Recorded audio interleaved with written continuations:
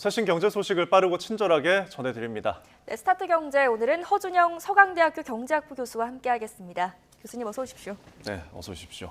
자, 먼저 인구 통계와 관련된 이야기를 좀 해보겠는데 이제 약 50년 뒤면 2072년에 우리나라 생산 인구가 고령 인구보다 많아진다는 통계인데 이 통계 의미를 좀 분석을 해주실까요?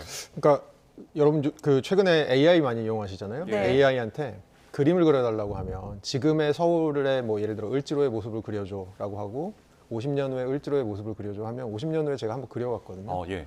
노인들밖에 안 계신 거예요. 어. 그러니까 AI에서도 이미 그런 분석을 하고 있는 거고요. 실제로 통계청에서 나온 데이터를 한번 보니까 지금 현재 이제 그 전체 인구 중에서 65세 이상 인구의 비중을 저희가 고령 인구 비율이라고 하거든요. 네. 이게 지금 우리나라가 19.2%인데 앞으로 한 50년 후인 2072년이 되면 이것이 47.7%까지 올라간다. 그러니까 인구 중에 거의 절반 이상이 65세 이상이 된다라는 얘기이고요. 그러면 이게 어느 정도 속도냐라고 생각을 해보시면 예. 세계 전체적으로 봤을 때는 지금 현재 고령 인구 비율이 10% 정도인데 2배 정도 된다는 게 50년 이후의 얘기입니다. 그러니까 예. 20%대 47.7%. 그리고 일본 같은 경우가 전 세계에서 가장 고령화가 많이 된 나라라고 생각하잖아요. 네. 50년 이후에 그 예상치는 36.9%로 오히려 우리나라보다 낮습니다. 어. 그래서 2072년이 되면 중위 연령 딱 인구를 딱 한 줄로 세워놓고 가장 가운데 계신 분의 연령을 딱 재보면 예.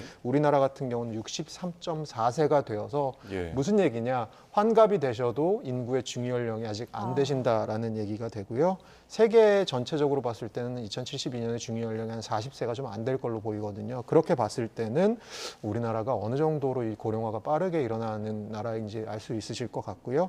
이런 것들이 사실 가지는 함의 중에 또 하나는 예. 그러면 인구 중에 고령 인구의 비중이 늘어나면 어떤 인구의 비중은 줄어들 수밖에 없냐면 저희가 15세부터 64세까지를 생산 가능 인구로 보거든요. 생산 네. 활동을 하는 인구들이죠. 이 인구들의 비중이 올해는 70%인데 2050년에는 이게 50% 정도로 떨어지고요. 2072년에는 한 45% 정도까지 떨어지게 됩니다. 예. 그러니까 50년쯤 후면 생산 가능 인구 1명당 고령층 1명 이상을 부양해야 한다는 이야기인데 지금 세계적으로는 또 인구가 늘고 있는 추세잖아요. 우리나라만 이렇게 또 역행을 하는 이유가 있을까요? 아무래도 가장 큰 이유는 저출생과 고령화라고 볼 수 있을 것 같고요.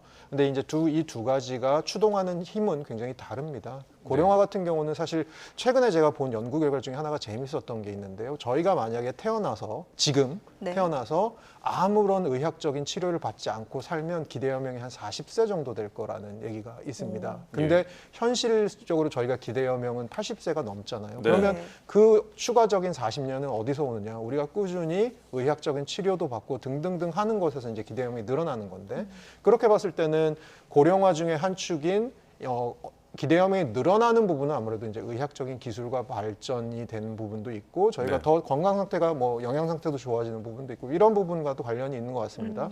반면에 저출생 부분은 사실은 조금 다른데 이거는 우리나라가 유례 없이 저출생으로 가는 속도가 지금 빠릅니다. 지금으로부터 2023년 통계를 보면 우리나라 합계 출산율이 0.72명으로 전 세계에서 한 마카오랑 홍콩 다음으로 가장 낮습니다. 그러면 2023년에 0.7이었던 게 2013년 10년 전에 얼마였냐 그러면 1.2였었습니다. 그렇게 봤을 때는 네. 지금 우리나라가 학교 출산율 내려가는 속도 전 세계적으로 가장 빠르고요. 실제로 OECD 국가 중에서는 합계 출산율이 1이 안 되는 나라는 우리나라가 유일한 그런 상황입니다. 이것이 아무래도 고령화가 급속하게 일어나는 가장 큰 이유 중에 하나로 볼 수 있을 것 같습니다. 네. 그럼 이제 고령 인구가 늘어났을 때 어떤 제기될 수 있는 사회 문제에 대해서 이야기를 해보자면 당연히 노인을 이제 부양해야 되는 어떤 비용들이 또 사회적으로 발생하지 않을까요?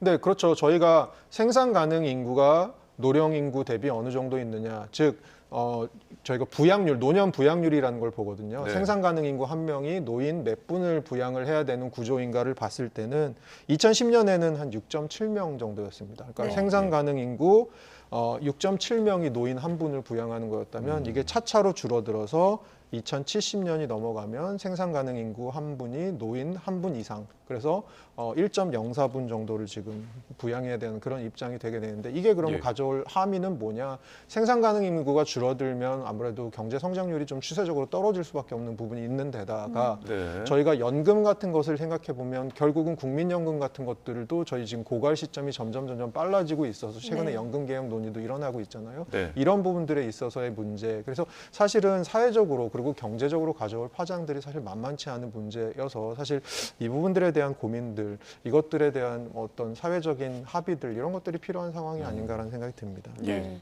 지금 우리나라 같은 경우에는 고령화와 저출산이 동시에 빠르게 진행되고 있는 상황인데 이게 보니까 우리나라 합계 출산율이 72년에는 1.08명이더라고요. 지난해 기준으로 우리가 0.72명이었는데 숫자로만 보면 높아진 것 같거든요. 근데 이게 이렇게 되더라도 마카오에 이어서 세계에서는 밑에서 두 번째 수준이라고요. 네, 그러니까 인구라는 것도 약간 긴 주기의 트렌드가 있습니다. 조금 인구가 줄어든, 그러니까 인구가 너무 많아지다 보면 거기서 오는 부작용들이 생기면서 또 인구가 줄어들고, 그러니까 최근 들어서의 글로벌 트렌드 자체는 학교 출산율이 좀 낮아지는 트렌드였거든요. 그렇다가 다시 이제 그 트렌드가 끝나게 되면 또 인구가 다시 반등을 하고 뭐 이런 사이클이 오는 게 이제 인구학자들 분들이 또 하시는 말씀이거든요. 그렇게 봤을 때는 인구가 지금 학교 출산율 자체가 반등을 하긴 할 건데 향후에 네. 그런데 그 반등하는 속도 자체가 우리나라가 굉장히 느리다. 그러면 결국은 우리나라 같은 경우는 이 저출생이라고 하는 문제 자체가 조금 더 아주 구조적인 문제로 자리 잡고 있는 것이 아니냐라는 부분이 분명히 있는 것 같습니다. 예, 알겠습니다. 참 저희가 이제 인구 관리가 시급한 어떤 미래 주소에 대해서 먼저 짚어봤습니다. 다음 주제로 넘어가기 전에 저희가 영상 먼저 보고 오겠습니다.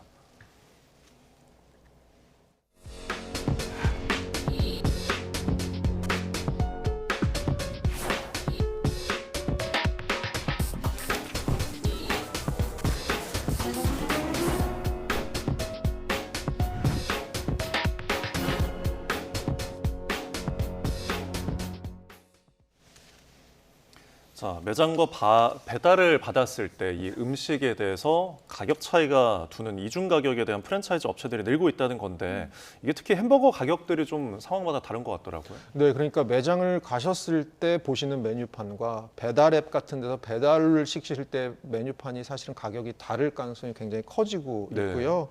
그런 측면에서 최근에 우리나라의 햄버거 프랜차이즈 아니면 외국계 햄버거 프랜차이즈들 이제 가격을 매기는 걸 보니까 단품 기준으로는 한 700원 정도에서 800원 정도 차이, 세트 기준으로 한 1,300원에서 1,500원 정도 차이로 이 매장에 가셨을 때가 조금 더 싼 가격으로 드실 수 있고 반대로 배달을 하셨을 때는 좀 더 비싼 가격을 지불하셔야 되는 그런 일이 벌어지고 있는 게 최근에 트렌드 중에 하나로 볼 수 있을 것 같습니다. 네. 그럼 결국 이렇게 차이가 나는 거는 아무래도 배달 비용이 이제 반영이 되는 거라고 볼 수 있을까요? 네, 맞습니다. 아무래도 이 차이를 이런 가격을 이중 가격제라고 하는 이런 가격제를 하는 햄버거 프랜차이즈들이 하는 얘기가 예. 결국 이 차이는 배달 비용이 너무 부담이 과중해서 그렇다. 그러니까 이 배달 비용 안에는 배달 업체들, 이 배달 플랫폼들의 중개 수수료가 한 10% 정도 들어가 있고요. 네. 그다음에 결제 수수료 들어가 있고 업주가 이제까지 부담하던 배달비 들어가 있고 뭐 부가세까지 하는 그런 구조가 들어가 있어서 현재 기준으로 보면 뭐 한 플랫폼 1위 업체 기준으로 봤을 때는 한 2만 원짜리 주문하면 그중에 한 6천 원 정도가 지금 이 수수료로 나가게 되는 그러면